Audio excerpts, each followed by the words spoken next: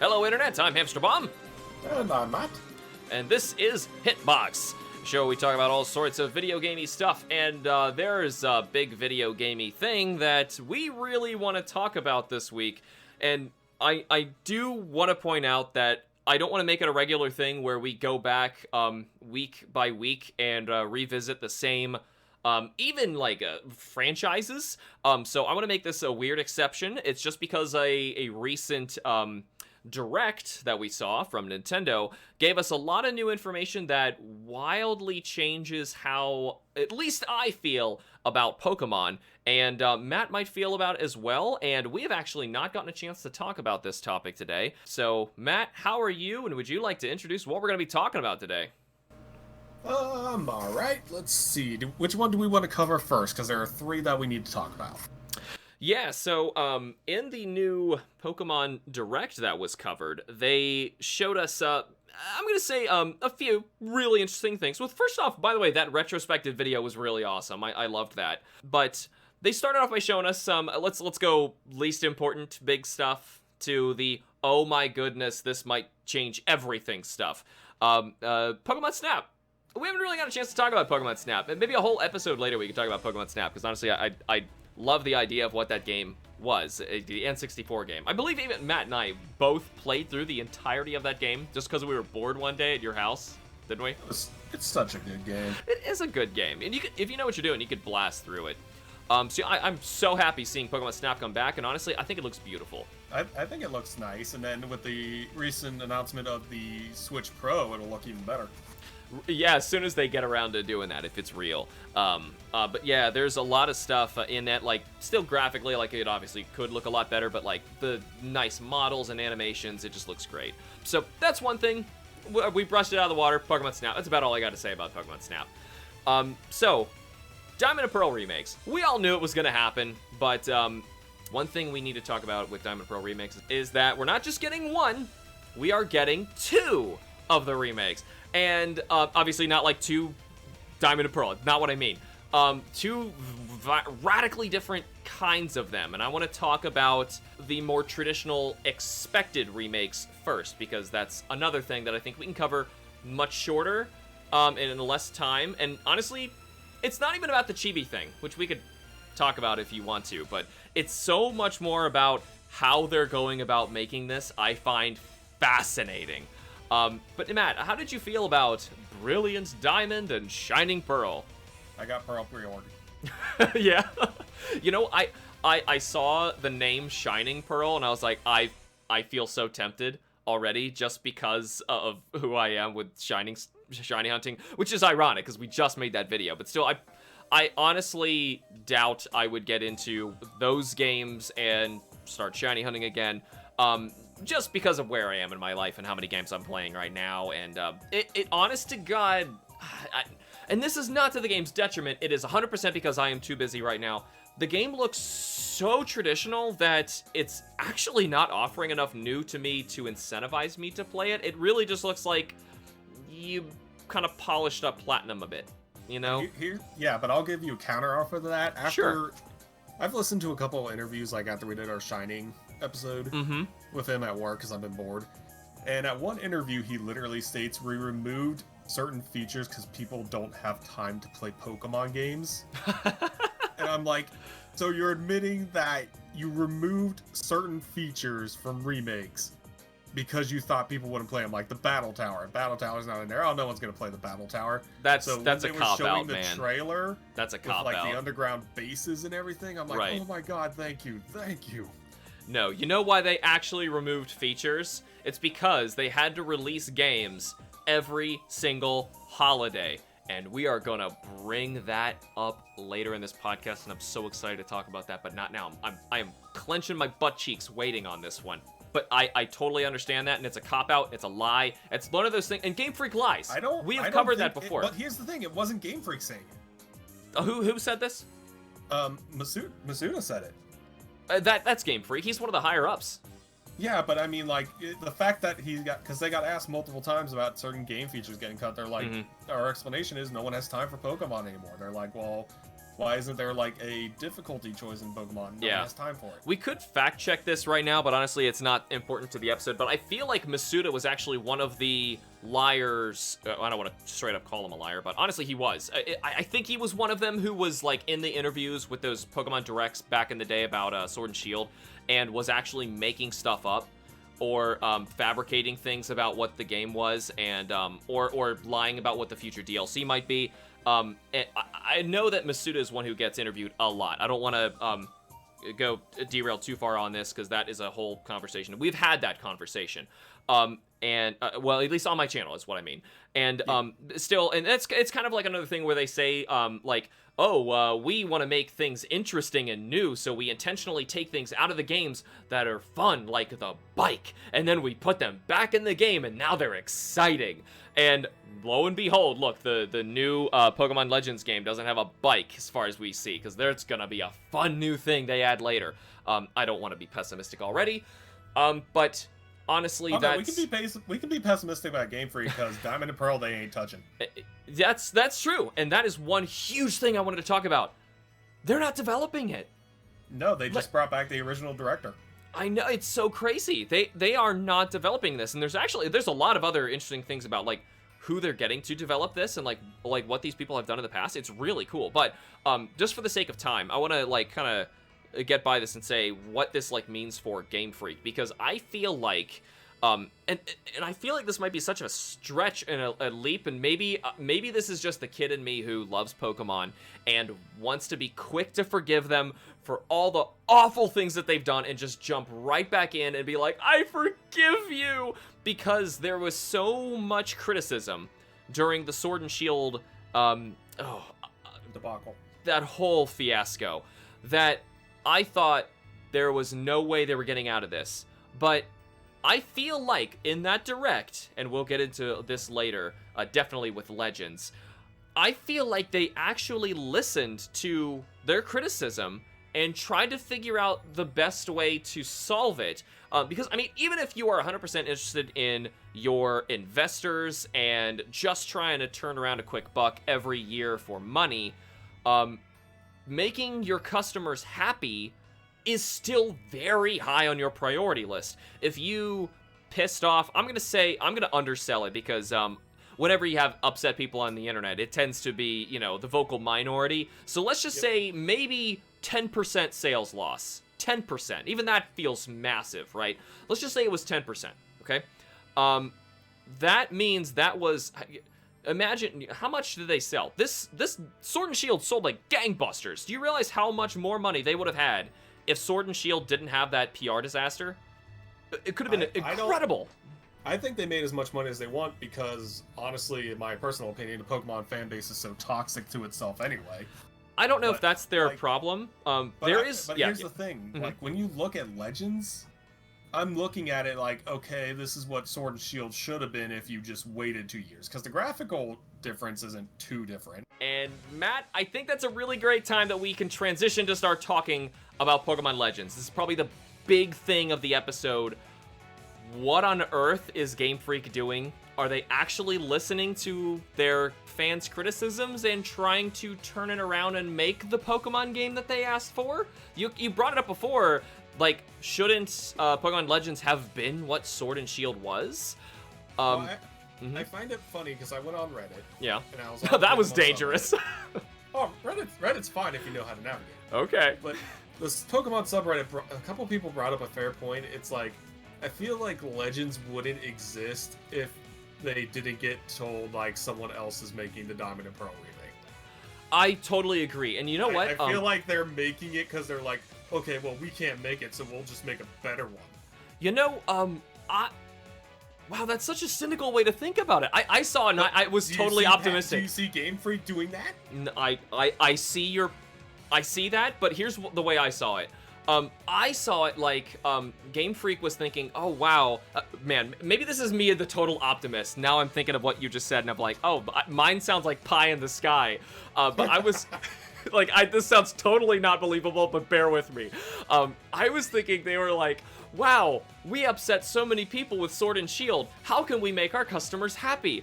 I know if we put a lot of time and effort putting in new mechanics and rethinking how we can make a new Pokemon game work on the Switch, what is it that they're asking for? They're saying they want Pokemon to work like an open world, and they want to like have seamless transitions. They want their battles to be real time and thought out, and they should not be all the same streamlined stuff that we've been rehashing since the Game Boy.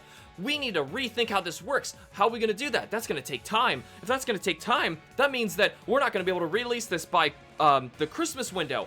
If we can't release it by the Christmas window, what are we going to do this year? Because those investors need their money. Okay, I have an idea. So our schedules look like we can do it early the following year. Oh, that doesn't make sense. We can't release a Pokemon game then. We have to make another one. If we're going to make another one, we need to outsource it. If we're going to outsource it, let's make sure that they do a very safe remake. That way ours is the experimental one. That way we can dip our toes in both waters, test how it goes, see which one sells better. That way, if the experimental one was right, it was a good investment, and we'll move on that way for the future of the series, and we know that it was the right move. And then we'll go dancing with the Easter Bunny in the chocolate river of happiness, and then we'll go see Santa Claus and fly across outer space to Mars. Shut up. With the Nyan Cat all holding hands and singing Kumbaya. Yes, that's what's gonna happen. Look, here's my view. Like, I think the Diamond and Pearl remakes look good. The art style is what I wanted to see Pokemon on the Switch. Really? It gets rid of that. No, hold on. You're talking. Valley. Okay, so you're talking about Brilliant Diamond, Shining Pearl. Yes. Okay, because a lot of people I hear are very torn on the aesthetic of those games. Well, here's the thing. Like, I've watched Craig play through Sword and Shield. And, like, it's so empty. Yeah. Because, like, at least in the 2D art style, you have your imagination kind of fill the gaps of like towns being bigger. That's true, and the like isometric, that angular view of looking down, the top-down kind of thing, always kind of like hides enough stuff, and it's almost like a puzzly thing, you know? Right, it just kind of gets rid of that awkward feeling. Like in Sword and Shield, you can run around a town and there's parked cars, but nobody's driving the cars, or you'll be in this giant city and there's no people, or you'll be in this giant city and people still turn when they're like on a 2D form. Like, you know what? Turn left and right. To be fair, I kind of feel like that was something that would have been solved if Sword and Shield were permitted to be released, say, even mid to late the following year that it was supposed to come out. The reason I think that it had to come out that time was a lot of people don't remember that Pokemon isn't just a video game. This is a media franchise. If that video game that introduces to the public the new Gen 8 Pokemon, the card game shuts down, the anime shuts down, everything needs to be on schedule. So if that... Yep, but this is my rebuttal. Like, you're talking like, oh, if they just had more time. They had plenty of time, apparently, because they were able to make 2 DLC packages. Well, yes. To be fair, a lot of that we know was made after the fact, but also, I'm going to rebut myself and partially agree with you. They have stupid money. Yes, they do. Stupid money. If you can't...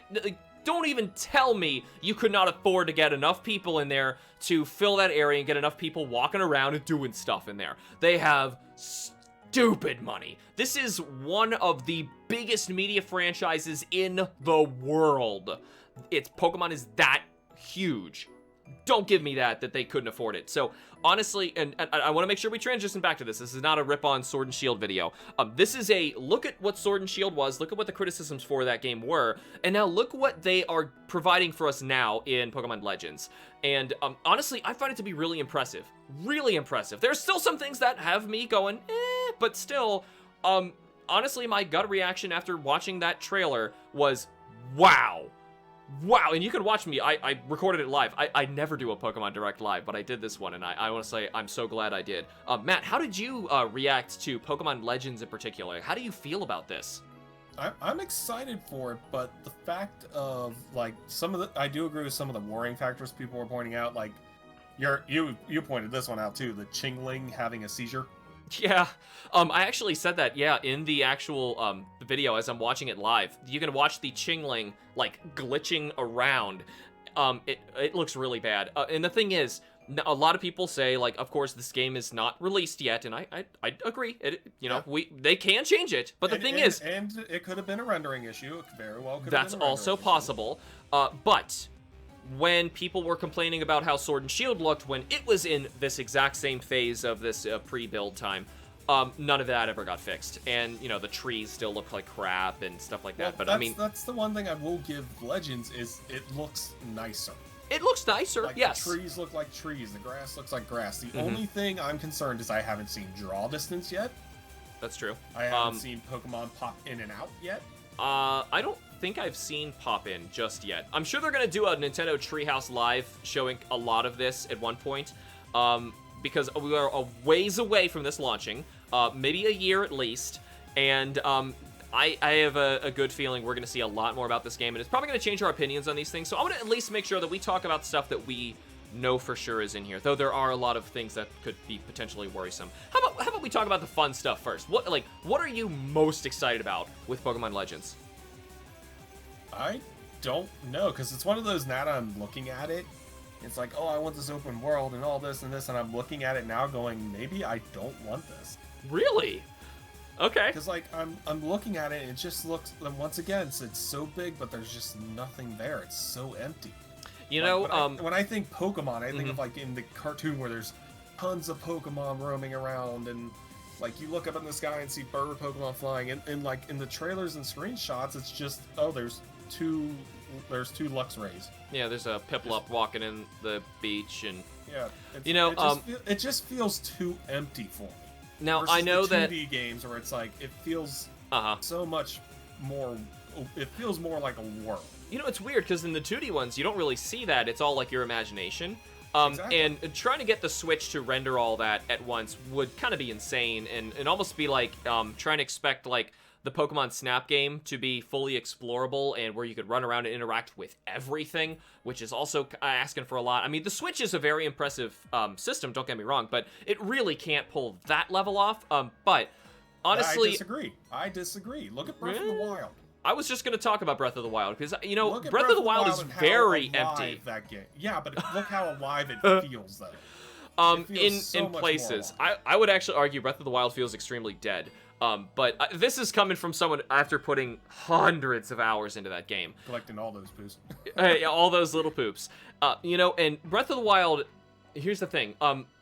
If you showed, like, random snip trailer clips of Breath of the Wild, I feel like it would look identical to Pokemon Legends, because when you look in the backgrounds and you're looking out in the distance, you're like, but there's nothing on that hill. There's nothing in that particular valley. There's nothing over behind that tree. But in Breath of the Wild, when you go to those places, you can see farther, you see more things, and there's always new things to find that you can see from there. And that's where, like, the game gets interesting, and it does feel very full and alive. And I feel like we can't fairly judge Legends yet because of the snips that we have seen. And to be fair, we also don't know how bad this pop-in issue might be, because there might be things out there, kind of like in the wild areas of Sword and Shield. They are heavily populated. Yeah, but... That's the other thing that worries me, because people pointed out in the trailer, it's like, you have a hub town. Yep. And then you're in a big open area, and this is how they tricked us last time. Like, oh, there's this big open area to catch Pokemon, but it's going to be so linear, like, Town 1, big open area. Town 2, big open area. Town 3, big open area. Well, actually, Sword and Shield is not even that generous. It's like, town, big open area, town... go back to the same big open area, and you just kind of go back and forth. There's really just the one wild area, unless you get the DLC. So that is something that I really hope is not the case. And if anything, like, now I'm not expecting, maybe like a third of Breath of the Wild's map. Is that asking too much? A third. That's a lot. That's what I want. And this is me dreaming big. If, like, Great Plateau tutorial zone was like your base of operations and, like, early areas we can get, like, the weak Pokemon and stuff, right? And then you can, like, venture in different directions. You can go to the desert. You can go to the beaches. Well, okay, I said desert, but it's still Sinnoh. They did say they're going to change up Sinnoh's map, but you got all of Mount Coronet. That is, hopefully, the caves inside, all the waterfalls and all that stuff in there, and the snowy mountains outside. You have both shores. There is a lot that they can do with this. And then, of course, there is the Arceus story that is going to be woven into this somehow. Well, let's look at what they're saying on the website. Sure. Yeah. On the website, Actually, they're saying some really interesting things on the site. I'm glad you brought that up. Yeah, they're saying it honors past Pokemon games' core gameplay while infusing new action and RPG elements. Only word there I don't like is action. You know what? That word excites me more than anything else about this game. Honestly, and you probably disagree with this based on how you said that, I think Pokemon is getting stale based on how it has been. You take like these Game Boy games where we had limitations back then. You couldn't have a Pokemon with more than 4 moves because the Game Boy just couldn't do it. You had to do turn-based combat because the Game Boy just couldn't do better than that. And I feel like nowadays we can do better than that, you know, and we can make them maybe learn all sorts of different things. Maybe they can do, and from what we were seeing, I'm not sure if this has been 100% confirmed just yet, they seem to have an ATB gauge, kind of like in, Final Fantasy VII Remake and a lot of other games that do those time-based things where you can attack. Because it does go into a turn-based system, but also you can dodge roll. I've heard you can, but supposedly from what I'm looking at, on the screenshots, where like, oh, it's real battles. It's not. I'm seeing a menu with 4 Pokemon moves and 2 HP bars and 6 Pokeballs. Right, and that concerned me too because I saw that, but at the same time, there was also wild Garchomp out in the area. I saw that, yeah. There were some things, though, that I know this is something I did not want to talk about in particular, but it's something that I just can't stop thinking about. The leakers who I went back and paid attention to, like, okay, I know this all leaked, like, an hour or so before the Direct went up, which, why would you do that, for one thing? Who would do that? Because we want to spoil the fun for Exactly. everyone. But the thing is, when they came out and showed all that stuff, they were showing stuff that Pokemon actually didn't show us. Most of it they did, and so we know it's real. And then they showed us a bunch of other stuff that's like, hold on, that changes the Direct. And it's stuff like claiming that when you get into a Pokemon battle, which by the way, you could like throw Pokeballs at Pokemon to just catch them. I don't know if it's like Pokemon Go like that. I'm not sure if I like that. But you can also throw your own Pokemon's ball that you have, and that's how you get into an encounter. You don't like change environments all of a sudden. You fight there seamlessly, which is cool. Your Pokemon comes out, even if it is really going to be turn-based. What the leakers were showing and claiming was when that Pokemon comes out, it's going to be ATB based. You still have those 4 moves, but they're going to be recharging at different rates, and you use them. And say if your Pokemon gets knocked out, the opponent is going to start coming for you, the trainer, and you've got to dodge and get away from them. That's why you have to keep switching and throwing new Pokemon out. And if that's the action base, I think that's brilliant. Because I think it's brilliant too. And it also explains why you faint. You know, if you get beaten up in a Pokemon battle, they actually are gunning for you, and you've got to. It's also not too hard to where like, because a lot of kids play Pokemon. I mean, let's not make this like a tough action game. But still keep the core. But I think that really revitalizes what it was, if that's true. It is. That's what I agree with, but I completely believe it's not true. Because if what you're saying is true, where it's a time-based. Why would you bother having PP on your Pokemon moves? Good point. But why would I have 40 Fury swipes if I just have to wait for the timer to reset? And like, close combat only has 5, and it takes longer. I would guess it's so that you don't go through a new environment and spam Fire Blasts or something and just destroy everything. Because when you start a new battle, I assume all your ATB is going to be full. And if that's the case, you'll just be able to start a battle, boom, Fire Blast, you won, and then you just move on, Fire Blast, boom, you won. And if you can one-shot stuff, like, basically playing, I remember so many people playing the OG Gold and Silver with Typhlosion, who was, ironically, one of our starters. We could talk about that later. And basically just played Typhlosion the entire game, gave him, like, Shadow Claw and Flamethrower Fire Blast, and just annihilated everything. Nothing could stand a chance because his level would go up too high. I don't know why Typhlosion was the one I always think of, but that's the one that people did it to. And ATB could really bust that system if you didn't have PP to make sure that you weren't spamming stuff. That's my guess. The simple fix for that is just have ATP still recover when you're out of battle. Like, still have it take a while. Don't have it refresh. Maybe. You know what? If that's the case, maybe if you ran out, I'm honestly making this up right now, but say you ran out of your 5 Fire Blasts, right? And now Fire Blast is grayed out. You can't use it. But similar to Breath of the Wild, if you beat a Guardian, no, not Guardians, whether it's the Divine Beast. You beat a Divine Beast, you get those little power-up things, right? You wasted all of your Rivali's Gales, and it's ousted, but you see a little recharge meter. It's going up, and it's slow.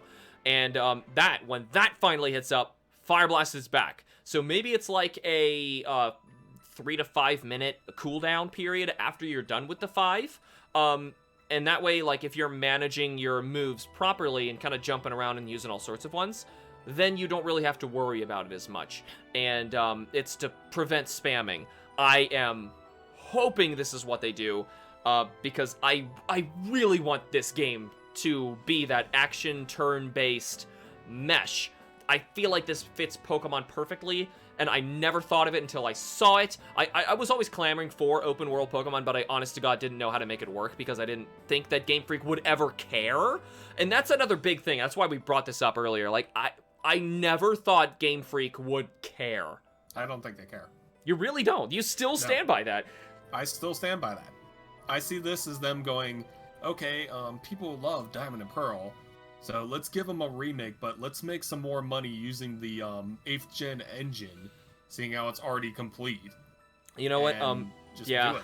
I kind of agree. And, you know, my stickler half was seeing this like, okay, we were working on our Diamond and Pearl remakes, but we don't really think people are going to like them because they're not exactly Diamond and Pearl remakes. It's, as far as we know, Legends is one game, which is another big thing that I am pumped about. They didn't split this for no reason. And then they were like, okay, let's just give them a token generic, Brilliant Diamond and Shining Pearl, which honestly, my hype levels for that is like almost 0. And it's not that I don't like them, it's just Legends is doing it for me. And this is the thing, I've played Diamond and Pearl dozens of times. I've played Platinum. I've played them so much. And yeah, I'm excited for Diamond and Pearl just because I want to be able to play it on my Switch. And I get that. And that's I totally get that. I'm excited for it. And I will admit, Legends looks a lot nicer. Mm-hmm. Like, I like the interfaces a lot better. They look nicer. They're prettier. They look so much better than just the bland square edges that we got in 8th gen. You know what? I want to point out one thing. And going back to the ATB thing again, I don't want to derail us too much, but I'm looking at the screenshots on the website. At a particular battle shot, I don't see anything anywhere where this could actually show ATB.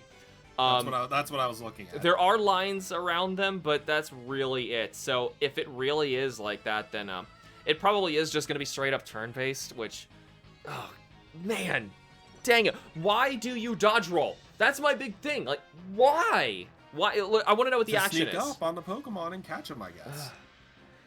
Okay, but here's the thing. At least even if it is turn-based, this battle looks nicer. It does. It looks like miles better. So much nicer. It doesn't look like, oh, you're teleported to this empty room. You're still out in the open.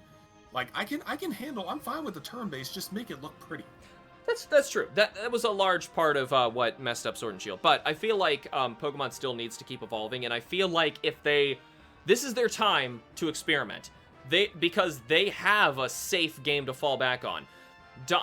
Brilliant, Diamond, whatever, Shining Pearl, those are the definition of the word safe. So if they're going to experiment ever, it's with Legends, and they've got to make it happen. This is when they need to do this, and that's why I'm hoping they keep doing crazy new things, like give me that ATB gauge, give me a reason where I've got to dodge roll, get away from stuff, or like I'm not expecting that I can take control of every single Pokemon and actually like run around and fight with them action wise.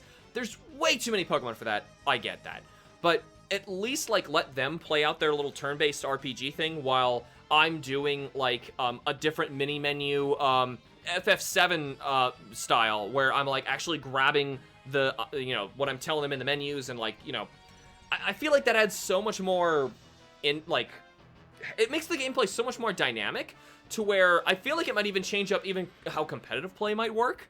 I feel like it makes this so much more interesting and even exciting. Honestly, I would watch those competitive battles if it was like ATB based. That would be so cool. Aside from how cool it would be just to run around and explore this huge open world. I'm hoping huge, because I'm trying to look as far as we can in like the distance of these photos they gave us and try and see like a mountain out there. I haven't really seen, I mean, they've shown Mount Corona, but like it doesn't look great. It looks honestly like a flat JPEG in the background, just kind of floating there. Then it honestly could be the skybox, but I'm really hoping it is a giant open world. We can go all these places and find these Pokemon, battle with them with like this action hybrid mix of JRPG gameplay, and finally make this open world Pokemon game feel real, because that's really the goal of this. It's to kind of go a step further and make a real home console Pokemon game, because Sword and Shield, to a lot of people, and the biggest thing that disappointed them, was it felt like the 3DS game plopped onto the Switch, and we didn't make those innovations. And that's what I really wanted to see in a new Pokemon game, and I never expected I'd get to see that after Sword and Shield. I don't know. It's just, my problem is I don't trust Game Freak as far as I can throw.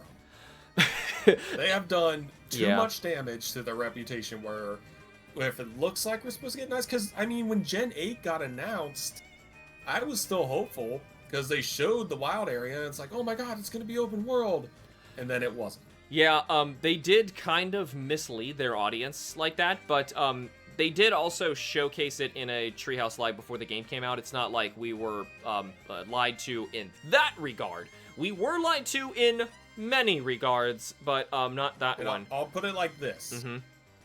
I am not getting Legends if I see a gimmick. Ooh, well, okay, define a gimmick then. Because honestly, like, I am all in it for new mechanics and new ways to think. I got you. I'm just trying to make sure that I explain to the audience, like, the big difference of, like, a new mechanic that revitalizes what Pokemon is and lets me play it in a new way that makes sense to it and makes its original experience better and more pure to what its proof of concept initially was. So what kind of things would you say are a gimmick? Anything like Dynamaxing, Ooh. Mega Evolution. Like, don't get me wrong, I love Mega Evolution, but it's a gimmick. It's got no place here. It has no place in this game. There is nothing in this game where if I see... Like, honestly, out of all the gimmicks, the only one I could see working with this game probably would have been Mega Evolution, because it was based on stones. Maybe. It's like, I could have maybe given it that, but if Dynamax, no. Like that primal reversion. Maybe. Maybe. You know, they did already show Arceus for this, and they weren't like, alternate form for Arceus, now you have to buy this, which is another big thing about this. They haven't shown any new Pokemon in this, and as far as I know, you're establishing the first Sinnoh Dex. Well, I don't know if... Someone brought up on the Reddit, and I really like this idea for the game. Yeah. Where you, instead of going, like, you're obviously going to complete the region's first Pokedex. Yes. But, like, the second thing that you're doing, not getting badges, but instead you're trying to find all the plates for Arceus. Oh. Like, that would be cool. Like, you'd have to search the entire open map, try and find all the plates, take them to the mountain to either stop Arceus or summon him. Yeah. That'd be so much more fun, because then you have a goal to explore. You have a reason to go out to the far edges of the map. And you know what? Versus, oh, I need the 8th gym badge in order to get past the Snorlax on Route 3. And you know what? That could be great, and I'm going to add to it a little bit. Think of Breath of the Wild here for just a moment, and let's use this plate idea, because I got a feeling they're going to do something similar. There's got to be a reason to go out to the far reaches and explore these places, aside from, I want to find the new Pokemon, you know? Because that's going to be a big part of it, of course, but people, of course, going to have an incentive and a reason to, like, maybe speed run the game. So say you go out to, like, I don't know, we're going to the top of Mount Corona or something like that, right? And you need to get the ice plate. Well, you start getting up there and you find a tribe of people living there, and it's like their precious heirloom, and you need to battle for it or something. And to get to that, you've got to, like, do a bunch of, like, maybe little side quests and stuff, and that way you've actually got, like, little towns and stories that can keep a traditional Pokemon game, because they always do that. You know, there's always like, okay, you go from this one town, you go to the next town. This town is a little different than the last one, and there's a little different things you can do here. There's different characters here, and maybe there's, like, you know, a cumulative of what a gym leader is, and maybe there's some reason why you are stopped from getting this region's plate or something.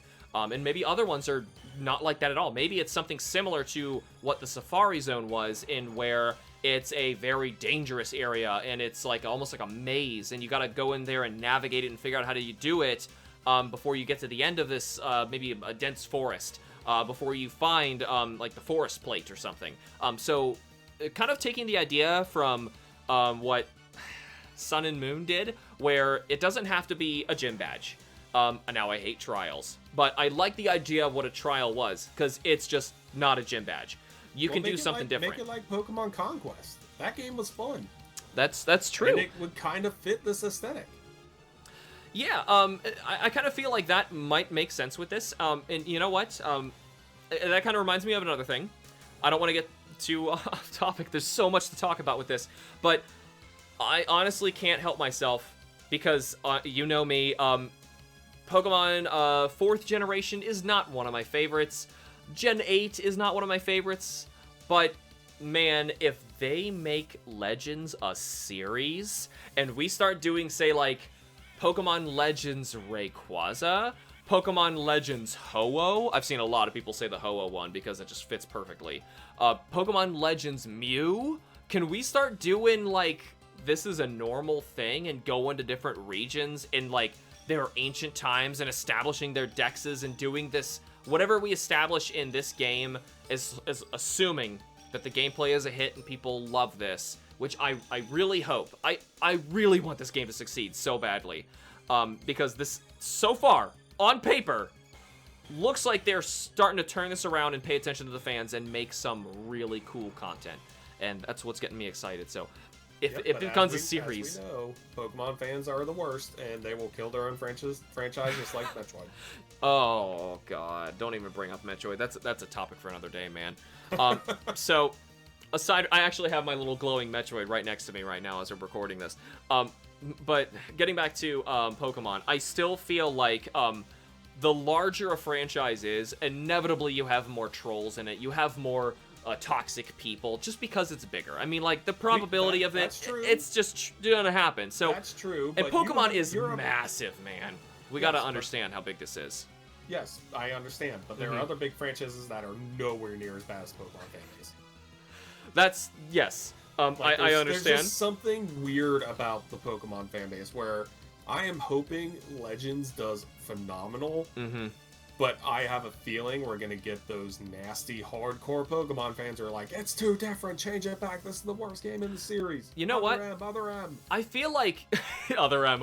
I feel like even if they say that, it's unjustifiable because they got their token remakes of Gen 4. These weren't the remakes we wanted. We wanted them to be like Gen 8. You know... Want me to keep going? Because I got all of them. I'm sure. I'm sure there's always a complaint for everything, but... honestly, at this rate, I don't know about, what was the last Pokemon game that you played? Mainline Pokemon game? Probably the ORAS. Really? Did you, even play Sun and Moon? Any of them? I played Sun and Moon to the second island, and then I got bored. Oh, God. Okay, so I did beat Pokemon Moon, and that was the last one I played. From there, I have played with friends who have been playing Sword and Shield. I don't own it. I have not played it myself. So to be fair, there's that. I just seen a tremendous amount of it. And Pokemon, as you guys have known on my channel, I have been out of it for a very long time, and Matt has as well. And secretly, I miss it, but at the same time, because Pokemon's been gone, I have been playing so many other things, and that it's so refreshing and fun, and I love that. But at the same time, Legends, like, captivated me when I saw that. I could not believe it because it looked so not Game Freak, and that's the big thing I want to talk about for this.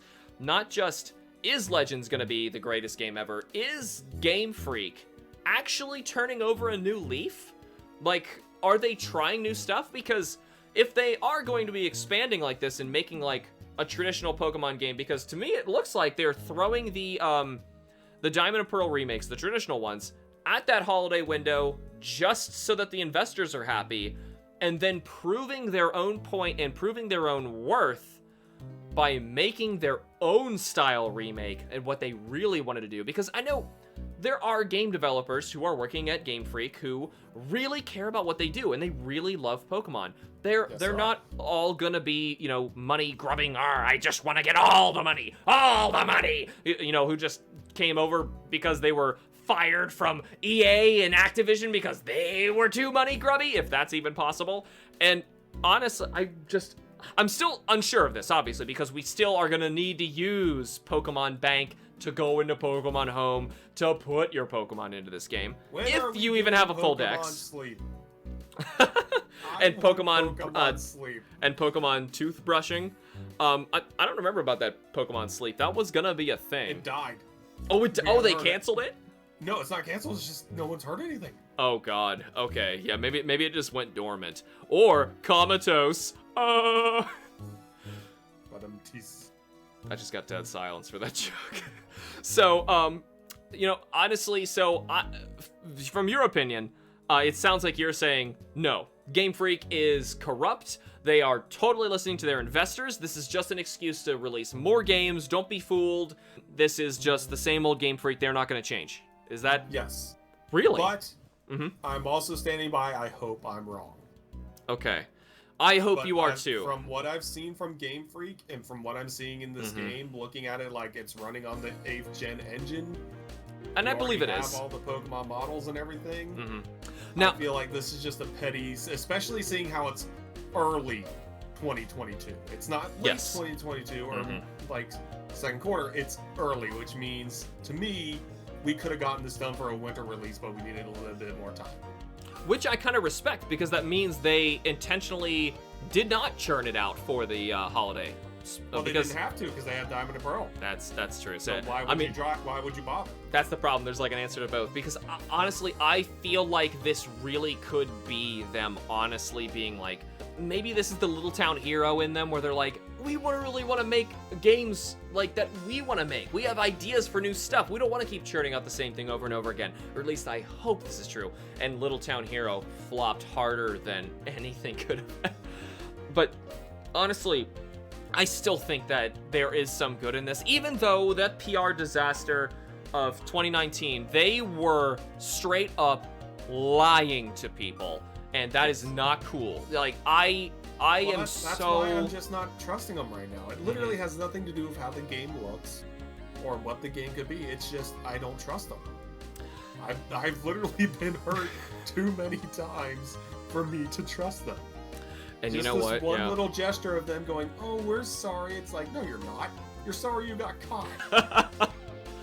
And you know what? I don't even think they are sorry they got caught, because they kept making more and more of what they said they wouldn't do in Sword and Shield.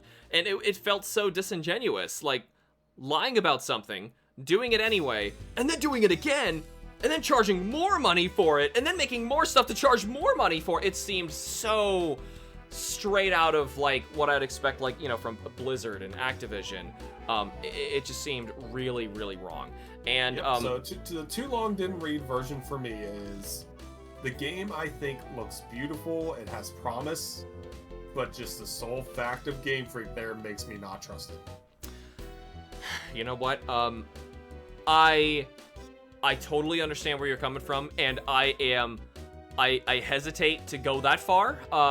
But at the same time, I still like the 6-year-old who saw those newspaper clippings, if you guys even know what a newspaper is, pinned to the wall in my, second grade classroom, where they had drawings of Blastoise and Gengar in an article, and we were all talking about it because it was the coolest new thing, and we were all talking about this Pokemon. We didn't even know what it was. Honestly, I remember a time when I straight up knew 6 Pokemon, and I could name what the 6 were, because there were only 6. We thought there were only 6, and they were straight up making more as we were talking about them. And then the card game, and then the anime, and then the video game. So it was just a hit you all at once kind of thing. And of course this isn't that big, but it feels like that 6-year-old getting back into something, or more rediscovering why it can be fun.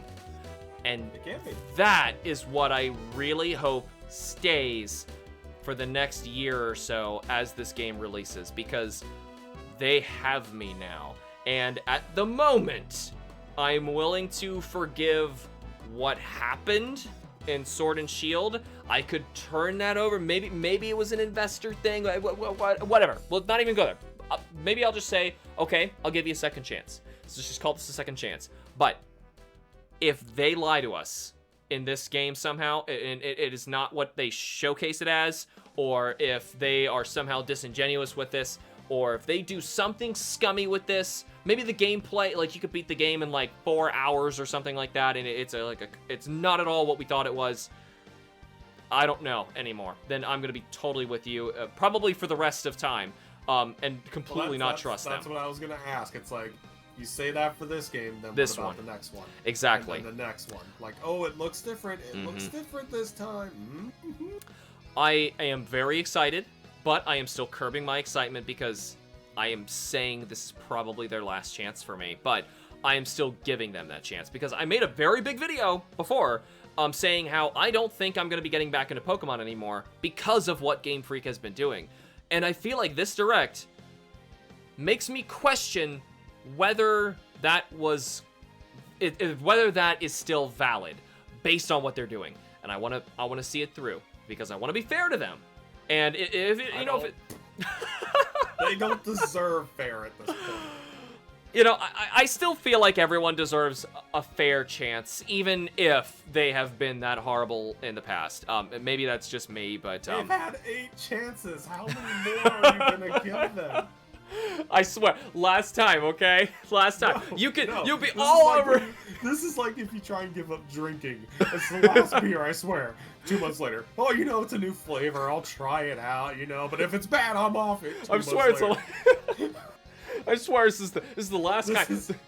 Or it's like that episode of like that one episode of South Park where Randy's just trying like all these different types of like wine. He's like, oh, it's not drinking, and he calls it something else. I forget what it was. Anyway, I don't know if South Park jokes is appropriate for our Pokemon episode, but still, this is a topic that obviously I feel like isn't really about the game.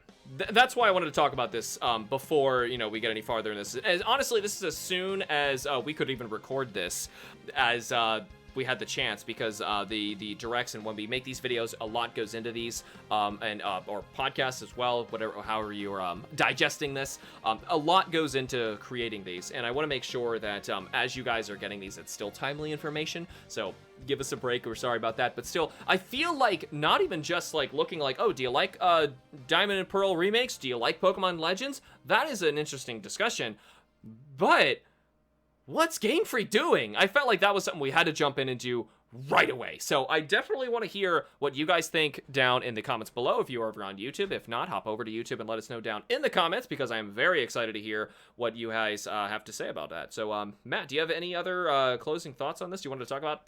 Gamefreak, how do you feel? I don't trust him. I don't. Man, I've been hurt too many times. You know what? And I hope beyond everything that I am wrong. But this is another thing that bothers me. I know this is the end of the video. I'm just going to bring this up real quick. Yeah.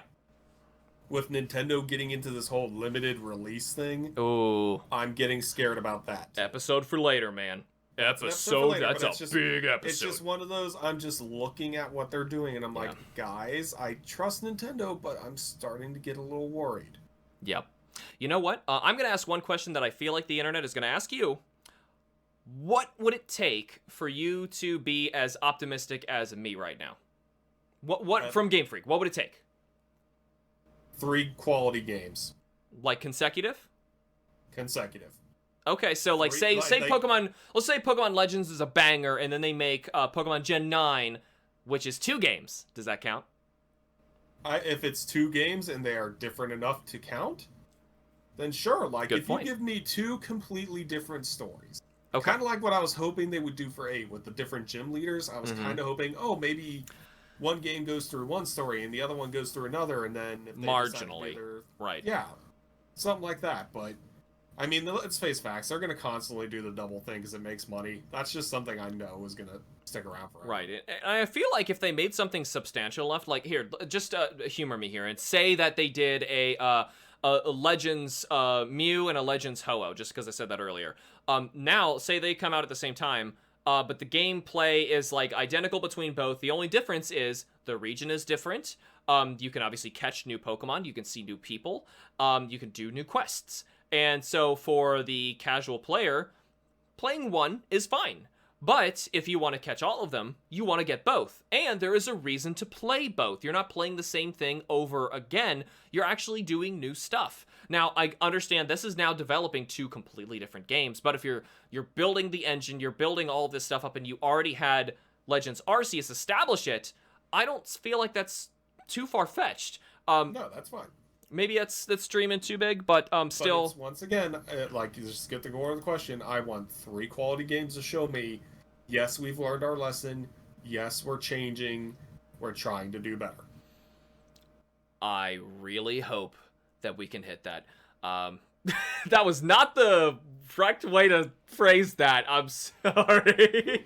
We can hit that goal. The goal will be achieved. That's what we should say. Oh my god, we gotta end this. Thank you all so much for tuning in to this episode of Hitbox. If you all enjoyed the show, you should help us out by keeping it alive on Patreon with the links in the show notes and videos description. For those of you on YouTube, remember to like the video and subscribe for more. And be sure to let us know what you thought of the show and what other topics you would like to hear us cover in the future. Special thanks to our editor, Rowan, our coordinator, Jaime, and our backup dancer, Jeremy, and of course to all our amazing Patreon members. See ya! Bye!